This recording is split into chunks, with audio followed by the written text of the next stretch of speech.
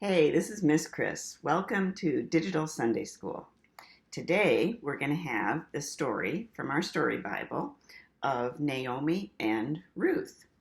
And here's a picture of Naomi. She's the mother in this story. And this is Ruth. She's wearing the blue dress. And there's one other woman in this story. And her name, she's right here, her name is Orpah. And we're going to talk about names for just a second here. And let's go back to the story we had last time, which was the story of Deborah. Remember Deborah, and she sat under the palm tree? And remember her best friend Barak, her good friend Barak? Well, you may have talked with your families about the fact that these days we have a person in the world whose name is Barak, and he's really, really famous. And his name came from the Bible, came from this story in the Bible. So you can talk with your families about Barak, the famous Barak, today.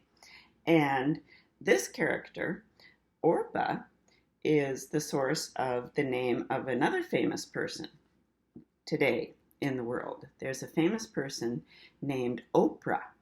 And you may know who Oprah is, the famous Oprah these days in the world. Well, her name came from this character in the Bible, whose name is Orpah.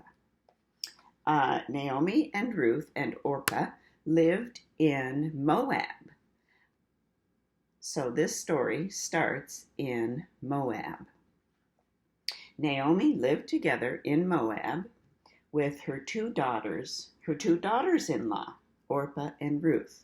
So the Orpah and Ruth were in-laws in Naomi's family. And in-laws are people who join a family by marriage. They're not born into the family, but they join a family by marriage. Orpah and Ruth and Naomi were the only people left in their household. Everyone else in their household had died. They didn't have any children, and their husbands had all died. But even when times were hard, because a famine had hit the land, the three were always very happy together. They were good friends, and they were always very happy together, even when times were tough, and even when other people in their family had died. "Girls," Naomi said one day, "I've been thinking, life is better where the rest of my family lives." She was from Bethlehem. Bethlehem is near Jerusalem. Let's go there. Let's go to Bethlehem and be near the rest of my family. So they packed up all their things and started off. They had to walk. Walk, walk, walk. It was a long and dusty walk. So you can take a look at a map and see how far it is from Moab to Bethlehem, which is near Jerusalem. It's a long way. Along the way, Naomi turned to Orpah and Ruth and said, "Say, I'm only your mother-in-law. You should go back and live with your mothers, with your families. You don't have to stay with me and move to Bethlehem." And Naomi kissed them goodbye. But Orpah and Ruth cried. They said, "We don't want to go back.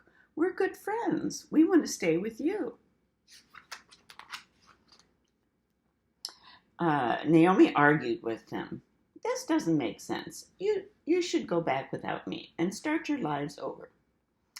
Orpah dried her tears and turned around the dusty path and headed back for home. So here's Orpah, and she's going back to her old family. But Ruth stayed with Naomi. Here's Ruth. She stayed with Naomi.